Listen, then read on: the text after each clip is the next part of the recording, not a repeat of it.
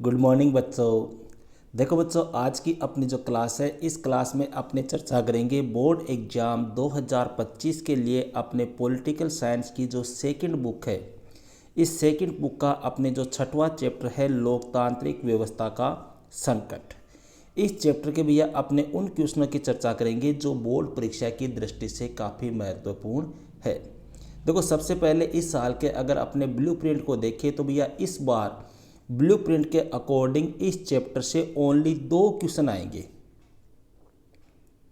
ठीक है, 2 क्वेश्चन आएंगे जिनमें एक क्वेश्चन तो आएगा भैया आपके 2 नंबर का, ये 2 नंबर का हो गया, और एक क्वेश्चन आएगा आपके 3 नंबर का। मतलब इस चैप्टर से टोटल 2 क्वेश्चन आएंगे और कितने अंक के आएंगे?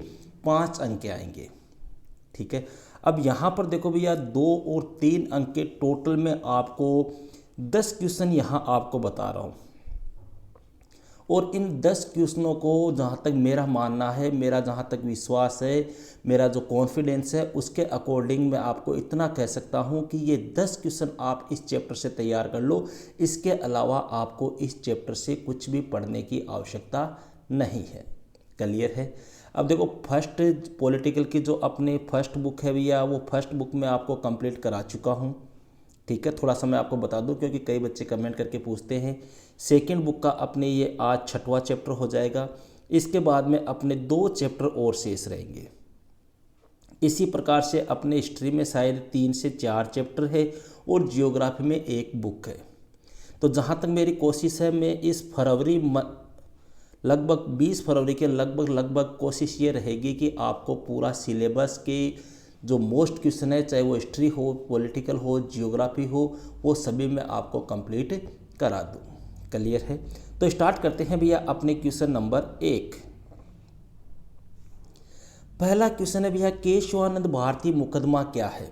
बड़ा अच्छा क्वेश्चन है, बड़ा फेमस मुकदमा था भैया। देखो, यह मुकदमा जो है वो 1973 से रिलेटेड है, 1973 में हुआ, जिसमें अपने जो सर्वोच्च न्यायालय है उसने फैसला दिया कि संविधान जो एक बुनियादी ढांचा है, संविधान क्या है? एक बुनियादी ढांचा है, और संसद उस बुनियादी ढांचे में किसी प्रकार का कोई संशोधन नहीं कर सकती। यही क्या है? केशवानंद भारती मुकदमा। बस 3-4 लाइन में आपको इसका आंसर देना है। सेकंड क्वेश्चन काफ़ी अच्छा क्वेश्चन, इस चैप्टर का काफ़ी मोस्ट क्वेश्चन है भैया, भारत में आपातकाल कब और क्यों लागू हुआ? कोई 3 कारण बताइए। देखो, मैं 3 कारण इसलिए दे रहा हूँ क्योंकि अपने जो क्वेश्चन आएगा वो 3 नंबर का आएगा, या तो 2 का आएगा या 3 का आएगा। ठीक है, तो अपने 3 कारण रट लो, चाहे 2 का आए चाहे 3 का आए। अगर 2 कारण पूछे तो 2 लिख देना, अगर 3 पूछे तो 3 लिख देना। अब आपातकाल की बात करें भैया, भारत में आपातकाल क्यों लागू हुआ? तो इसके देखो कई कारण हैं। जैसे पहला अपने दे दे कि आंतरिक गड़बड़ी का आरोप, जो इंदिरा गांधी थी उस इंदिरा गांधी ने आंतरिक गड़बड़ी का आरोप लगाया। ठीक है, इसके अलावा 1974 में जो रेलवे की हड़ताल हुई वह हो गई। इसके अलावा आपके बिहार का जो आंदोलन है वह हो जाएगा। ठीक है, इसके अलावा 1971 में भारत और पाकिस्तान के मध्य जो युद्ध हुआ था उसमें अत्यधिक खर्चा होना। तो इन सभी की वजह से जून 1975 में भारत में क्या लागू हुआ? आपातकाल लागू हुआ। क्लियर है? इस प्रकार से आपको इन पॉइंट्स जो है, इनकी हेडिंग बना के आपको 3-3, 4-4 लाइनों में इनका वर्णन करना है। नेक्स्ट क्वेश्चन की बात करते हैं भैया, आपातकाल के कोई 3 परिणाम बताइए। जो आपातकाल लागू हो गया भैया, उसके क्या परिणाम हुए? जैसे पहला अपने परिणाम कह दे कि जो हड़ताल है, धरना है, प्रदर्शन है, इन पर रोक लगाई गई। जो विपक्षी नेता है उन विपक्षी नेताओं को जेल में डाला गया। इसके अलावा भैया प्रेस सेंसरशिप लागू की गई। इसके अलावा देखो, प्रेस सेंसरशिप कई बार पूछ लेते हैं, ध्यान रखना। प्रेस सेंसरशिप का मतलब हो गया प्रेस की आज़ादी पर रोक लगाना। इसके तहत सरकार ने कहा कि अखबार में कोई भी खबर छापने से पहले अनुमति ली जाए, वही प्रेस सेंसरशिप होती है। हालांकि 2-3 अखबारों ने इसका विरोध भी किया था, जैसे इंडियन एक्सप्रेस है, स्टेट्समैन है, उन्होंने इसका विरोध किया था। ठीक है, इसके अलावा भी अगला परिणाम अपने लिख सकते हैं निवारक नज़रबंदी। ठीक है, तो इस प्रकार 4-5 परिणाम है नोट्स में मेरे आपको अच्छी तरह से लिखाए हुए हैं। इनमें से कोई भी 3 अच्छे परिणाम जो आपको याद होते हैं उनकी हेडिंग बनाओ और उनकी 4-4, 5-5 लाइन का क्या कर दो, वर्णन कर दो, बस। नेक्स्ट क्वेश्चन आता है भैया, ये भी काफ़ी अच्छा क्वेश्चन है। देखो ये जितने भी क्वेश्चन मैं बता रहा हूँ ना, इस चैप्टर का सबसे मेन क्वेश्चन है ये, और इतना मान के चलो कि इनसे बाहर आपको क्वेश्चन नहीं पूछेगा, इसलिए इनको आपको ज़रूर से तैयार करना है। अब बात आती है साह जांच आयोग क्या है। देखो 1975 में भैया जो इंदिरा गांधी के समय आपातकाल लागू हुआ था, उस आपातकाल की जांच करने के लिए मई 1977 में अपने जनता पार्टी की जो सरकार थी उसने एक आयोग गठित किया। उसी आयोग को कहते हैं भैया साह जांच आयोग। अब साह जांच आयोग के नाम क्यों पड़ा, क्योंकि इसके जो अध्यक्ष थे वो भूतपूर्व सर्वोच्च न्यायालय के भूतपूर्व मुख्य न्यायाधीश थे और उनका नाम था JC शाह, और इन्हीं के नाम पर इसका नाम क्या पड़ गया, साह जांच आयोग। ठीक है, नेक्स्ट क्वेश्चन की चर्चा करते हैं भैया 20 सूत्री कार्यक्रम। 20 सूत्री कार्यक्रम क्या है, देखो ये भी अपने इंदिरा से रिलेटेड है। ठीक है, मतलब इंदिरा सरकार ने गरीबों के हित के लिए ये 20 सूत्री कार्यक्रम की क्या की थी, घोषणा की थी, और उसे तेज़ी से लागू करने का क्या किया, प्रयास भी किया। इन कार्यक्रमों में जैसे आपकी भूमि सुधार है, ठीक है, भू पुनर्वितरण है, खेतीहर मजदूरों का जो पारिश्रमिक उनको दिया जाता है उसके ऊपर पुनर्विचार है, ठीक है, प्रबंधन में कामदारों की जो है भागीदारी है, इसके अलावा बंधुआ मजदूरी है। इस प्रकार की टोटल 20 बातों को इसमें शामिल किया गया था, इसलिए इसको बोलते हैं 20 सूत्री कार्यक्रम। नेक्स्ट क्वेश्चन काफ़ी अच्छा क्वेश्चन, काफ़ी मोस्ट क्वेश्चन, कम से कम 4 से 5 बार अपने बोर्ड एग्जाम में पूछा जा चुका है। 1977 के आम चुनाव में कांग्रेस पार्टी की हार। अब पहले तो ये ध्यान रखना, देखो कई बार 1977 के आम चुनाव जो है उनमें आपको ये भी पूछ ले, यहाँ पे 1977 ना देके आपको दे दे 6वीं लोकसभा के चुनाव में, तो कंफ्यूज नहीं होता है 6वीं पूछ ले या 1977, क्योंकि भाई 6वें लोकसभा के चुनाव जो है वो कब हुए थे, 1977 में हुए थे। तो यहाँ पे क्वेश्चन आता है आम चुनाव में कांग्रेस पार्टी की हार के प्रमुख कारण बताइए। मतलब इन चुनाव में कांग्रेस पार्टी की हार हुई थी भैया, अब वो हार क्यों हुई थी। ठीक है, तो देखो कारणों की बात करें तो पहला सबसे मेन कारण जो हो जाएगा वो था इंदिरा गांधी के द्वारा लागू किया गया आपातकाल। दूसरा अपने कह दे कि इंदिरा गांधी की घटती लोकप्रियता। तीसरा अपने लिख दे जयप्रकाश नारायण का व्यक्तित्व है। चौथा अपने लिख दे प्रेस सेंसरशिप।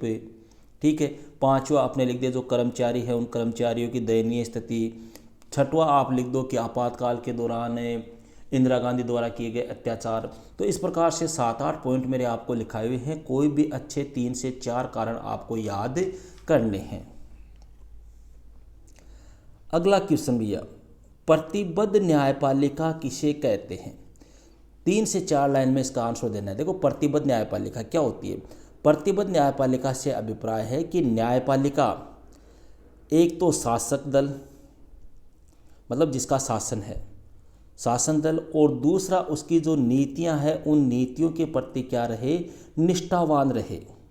बस इतना आपको ध्यान रखना है कि प्रतिबद्ध न्यायपालिका क्या हो गई कि जो न्यायपालिका है वह शासन दल और उसकी नीतियों के प्रति क्या रहे, निष्ठावान रहे, वही क्या कहलाती है, प्रतिबद्ध न्यायपालिका कहलाती है। देखो एक चीज़ ध्यान रखना, कई बच्चे पूछ रहे हैं कि गुरुजी ई पार्ट में छोटो प्रश्न को नहीं आओगे। बेटा अपने को सिर्फ ब्लूप्रिंट के अकॉर्डिंग याद करना है, और ब्लूप्रिंट ये कहता है कि इस चैप्टर से 2 ही क्वेश्चन आएंगे, एक 2 नंबर का, एक 3 नंबर का, इसलिए छोटे क्वेश्चनों में अपने को टाइम वेस्ट नहीं करना है। आप तो जो मैं क्वेश्चन आपको बता रहा हूँ मेन सबसे पहले आप तो इनको रट लो बस। इनके अलावा अगर आप कुछ देखना चाहते हो तो आप जैसे कोई 1-2 नेता वगैरह जैसे चौधरी चरण सिंह वगैरह है, ये वीवी गिरी है, इसमें इनको आप देख सकते हो। बाकी ये सबसे मेन क्वेश्चन है इस चैप्टर के। Sorry, okay. तो नेक्स्ट क्वेश्चन की बात करते हैं भैया। नेक्स्ट क्वेश्चन आता है समग्र बोल दो या संपूर्ण बोल दो, क्रांति पर टिप्पणी लिखिए। देखो समग्र क्रांति है क्या। पहली बात तो इस क्रांति के जो प्रतिपादक थे वो कौन थे, जयप्रकाश नारायण जेपी। समग्र क्रांति का अर्थ हो गया भैया, समग्र का मतलब चारों ओर, ठीक है। क्रांति का मतलब क्या हो गया, परिवर्तन, मतलब चारों ओर से क्या होना, परिवर्तन होना, वही क्या है, समग्र क्रांति है। जयप्रकाश नारायण जो थे उन्होंने इस क्रांति के 4 पहलू बताए, या जयप्रकाश नारायण की समग्र क्रांति के 4 पहलू है, जिसमें पहला आता है आपके संघर्ष, दूसरा आता है आपके निर्माण, तीसरा आता है आपके प्रचार और चौथा आता है आपके संगठन। बस इतना आपको 3 से 4-5 लाइन में इसका आंसर लिखना है। ओके, नेक्स्ट क्वेश्चन की चर्चा करते हैं भैया। नेक्स्ट क्वेश्चन काफ़ी अच्छा क्वेश्चन है, बिहार आंदोलन। देखो अपने 2 आंदोलन हुए थे, एक तो था गुजरात का आंदोलन, एक था बिहार का आंदोलन। अब आपको ये डाउट हो रहा होगा कि सर आपने गुजरात वाला क्यों नहीं दिया, बिहार वाला क्यों दिया है? क्योंकि भैया बिहार आंदोलन जो था इसमें नेतृत्व किया था जेपी ने, और जयप्रकाश नारायण इस चैप्टर के एक अहम पार्ट अपने मान सकते हैं, काफ़ी इम्पोर्टेंट अपने इस चैप्टर में जयप्रकाश नारायण को माना जाता है, और बिहार आंदोलन भी काफ़ी मोस्ट था, इसलिए मैंने आपको यही दिया है। तो बिहार आंदोलन क्यों हुआ, इसमें जयप्रकाश नारायण की भूमिका का उल्लेख कीजिए। मतलब पहले तो आपको कारण लिखने हैं बिहार आंदोलन की, फिर जयप्रकाश नारायण की इसमें क्या भूमिका रही। तो कारणों की बात करें भैया, पहला कारण तो अपने लिख सकते हैं कि बढ़ती हुई कीमतें, दूसरे अपने लिख सकते हैं जो खाद्यान्न है उस खाद्यान्न का अभाव होना, तीसरा अपने लिख सकते हैं बेरोजगारी और निर्धनता, चौथा आप लिख सकते हो भ्रष्टाचार। तो इस प्रकार से ये तो क्या हो गए, कारण हो गए। इन कारणों की वजह से ही भैया अपने बिहार का क्या हुआ था। देखो गुजरात और बिहार दोनों आंदोलन के कारण लगभग सेम ही है, ठीक है। और यह आंदोलन जो है वो 1974 में हुआ, बिहार के जो छात्र थे उनके द्वारा किया गया, और जयप्रकाश नारायण ने इसका नेतृत्व किया, ठीक है। जयप्रकाश नारायण ने कहा कि यह आंदोलन कैसा रहेगा, अहिंसक रहेगा। धीरे धीरे यह आंदोलन जो था वो संपूर्ण बिहार में फैल गया, ठीक है। जयप्रकाश नारायण ने संपूर्ण क्रांति का नारा दिया। बिहार की सरकार के खिलाफ लगातार घेराव, बंद, हड़ताल जैसी घटनाएं हुई। इसके अलावा भैया इसी दौरान अपने 1974 में इसी आंदोलन के तहत जॉर्ज फर्नांडिस के नेतृत्व में रेलवे के कर्मचारियों की हड़ताल हुई। क्लियर है। जयप्रकाश नारायण जो थे उन्होंने 1975 में संसद मार्च का नेतृत्व किया था। इस प्रकार से जो आपको नोट्स में मैंने लिखाए हैं वो आपको कारण लिख के 5 से 7 लाइनों में इनका संक्षिप्त रूप से आपको क्या करना है, योगदान का वर्णन करना है। अंतिम क्वेश्चन है भैया प्रेस सेंसरशिप। अभी हालांकि मैं बता चुका हूँ इसका आंसर आपको। प्रेस सेंसरशिप क्या होती है भैया? प्रेस सेंसरशिप का मतलब हो गया प्रेस की आज़ादी पर क्या लगाना, रोक लगाना। मतलब इसके तहत सरकार ने कहा कि अखबार में कोई भी खबर छापने से पहले आपको हमारी क्या लेनी पड़ेगी, अनुमति लेनी पड़ेगी। इसी को प्रेस सेंसरशिप कहते हैं, समझ गए। मतलब अखबार में कुछ भी छापने से पहले, कोई भी खबर छापने से पहले सरकार की अनुमति लेना, वही क्या है, प्रेस सेंसरशिप है। हालांकि 2-3 अखबार थे जिन्होंने इसका विरोध किया था, जैसे इंडियन एक्सप्रेस है, स्टेट्समैन है, इन्होंने इसका क्या किया था, विरोध भी किया था। और 2-3 अखबार बंद भी हो गए थे, जैसे सेमिनार है, मेन स्ट्रीम है, वो क्या हो गए थे, बंद हो गए थे। तो इस प्रकार से 5 से 7 लाइनों में आपको इसका आंसर देना है। क्लियर है। तो ये थे भैया अपने पॉलिटिकल साइंस की सेकंड बुक का अपने जो 6वां चैप्टर है, लोकतांत्रिक व्यवस्था का संकट। इस चैप्टर के बोर्ड परीक्षा की दृष्टि से काफ़ी महत्वपूर्ण क्वेश्चन। ओके भैया, तो मिलते हैं नेक्स्ट वीडियो में नेक्स्ट टॉपिक के साथ। That's all.